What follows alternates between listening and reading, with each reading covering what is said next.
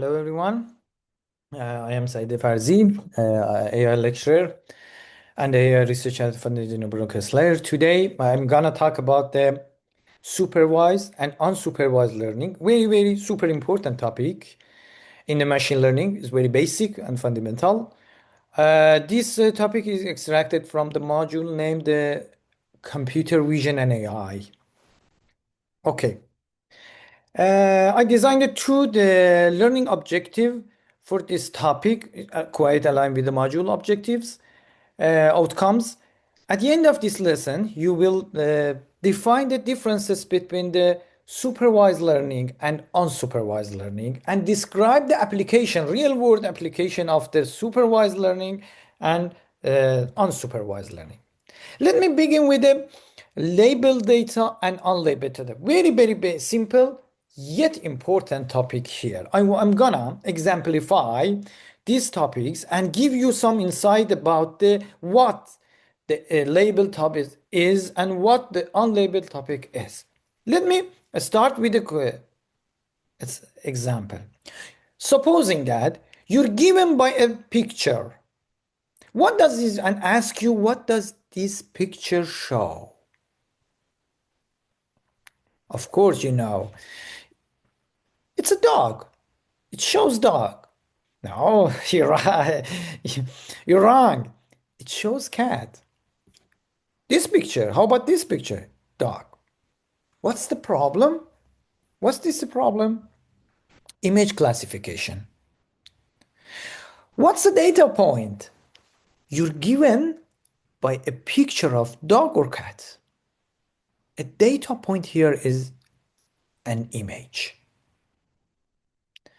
What are you supposed to predict? The label of this picture. For example, for here is a cat, and for this is a dog. Label or classes, we have two labels here, cat and dog. Another example, you're given a shape and ask you, what does this image show? The answer is rectangle, square, triangle, circle. What's the problem? Shape classification.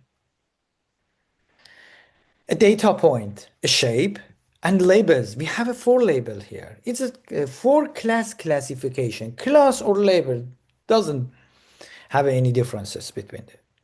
Rectangle, triangle, circle, and a square. Okay, let me ask you a question. I'm gonna show you a picture. You can see in the middle of this picture, a machine learning model is fed by an email, and the machine learning tries to predict this email, the given email, is spam or not spam. What you guess? What's the problem is? The problem is email classification, spam detection. Yeah, both correct. What's the data point? An email. Because the machine learning is given an email, including the content, attachment, pictures, I don't know, whatever. What's the label? Spam, non-spam. Just this. We have two labels, two classes. Here we want machine learning model to predict two classes, two labels for us. Of course, on the other side, if our data point doesn't have any label, or we don't find anybody to put a label on this our data set, we have unlabeled data. The collection of unlabeled data is called unlabeled data set. The collection of the labeled data is called training set or labeled data set. Okay, right now we know what labeled data is and what unlabeled data is. Big question comes to mind. How machines learn from the labeled data and unlabeled data? Very, very interesting question. How to answer? Let me ask you another question. Aiming at we finally to find the answer to our big question. How does Gmail know which emails are spam? The answer is supervised learning. Supervised learning is a learning paradigm or learning approach which learns from the labeled data. You can see here, I collected all of my email which are labeled by spam or non-spam. Here you can see one email, a spam label, one email label, non-spam, one email. And I want to, with the help of the supervised learning, train my machine learning model in order to predict unseen email into the spam or non-spam classes. Another question. How does Spotify know what kind of music you would like? You would like to listen? We don't have any label for music. Of course, the data point is a one music or one song. But we don't have any label for it. Don't think about the genre of the music. The genre of the music doesn't relate it to the what you like. It depends on the mood, your mood, situation, and that blah blah blah. The answer is here unsupervised learning. Unsupervised learning is a technique, is an approach that the algorithm learns from the unlabeled data. You can see here a Spotify algorithm, machine learning algorithm, try to cluster the song into the two clusters. The cluster which you would like to listen, and the cluster you wouldn't like to listen. Let me give you another examples. Lots of examples we can say about these two approaches. For supervised learning, I can say medical diagnosis, cancer or not cancer. Fraud detection in banking, fragile activities and non-fragile activities. Speech recognition, self-driving cars. For unsupervised learning, I would say that the customer segmentation is a kind of the unsupervised learning, anomaly detection, document topic clustering, or image compression is a most important and famous real-world application of this.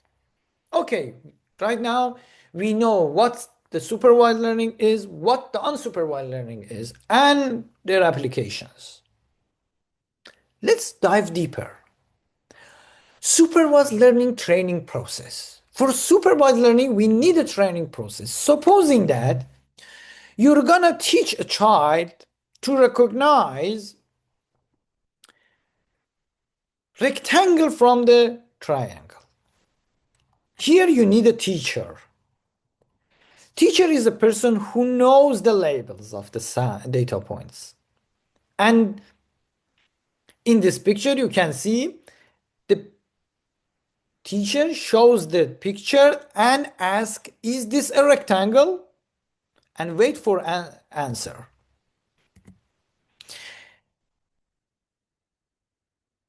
Teacher answers, this one is a rectangle. This two step is a training step.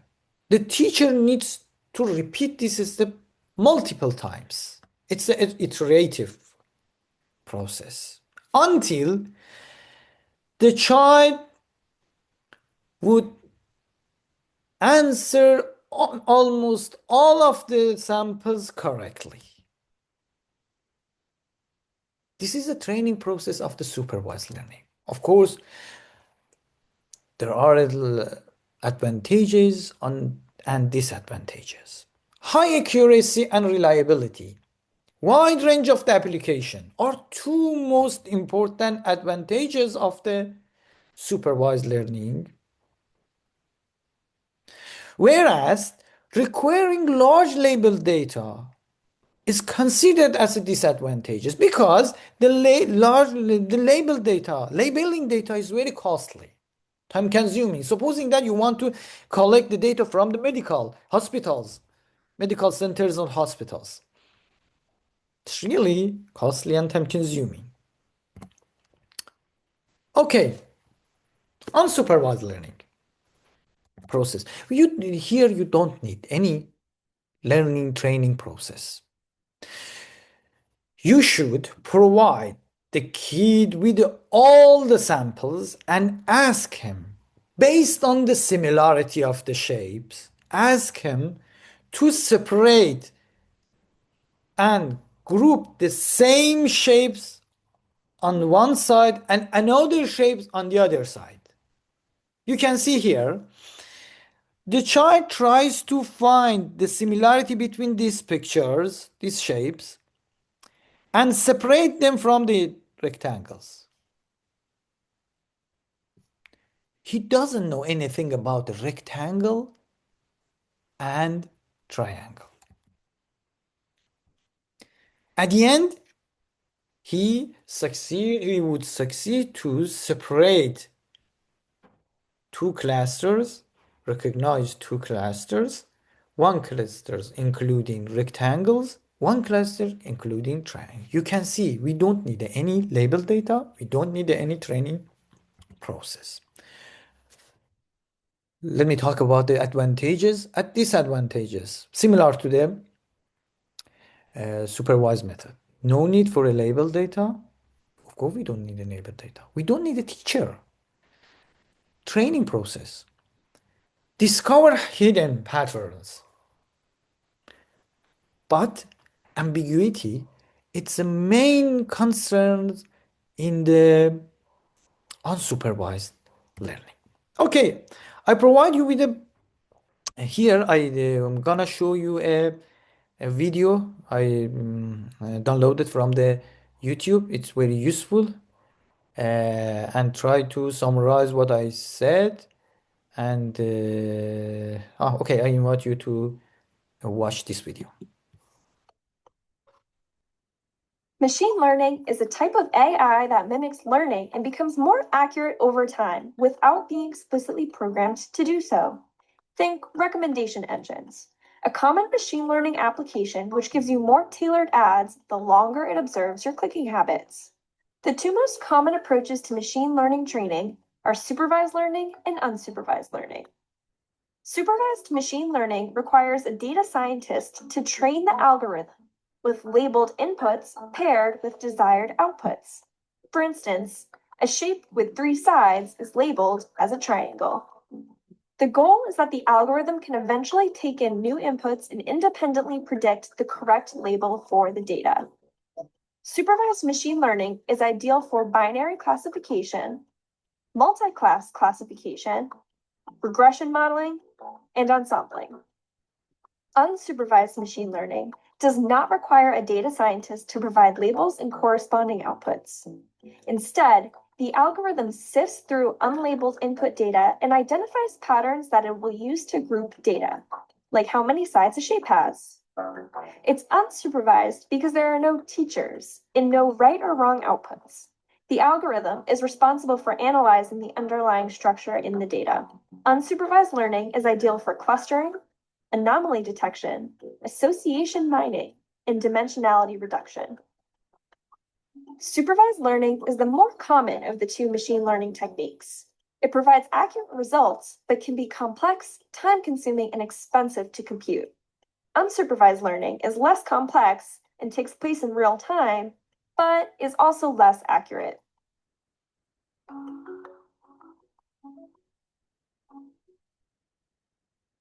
Thank you so much for your nice attention. Hope you are doing well. Have a very lovely day. In the next video, I'm gonna talking about the more advanced topic of the machine learning algorithm and try to explain it in the very simple way. Take your time to read the documents about the machine learning. Enjoy being with you. Have a good time.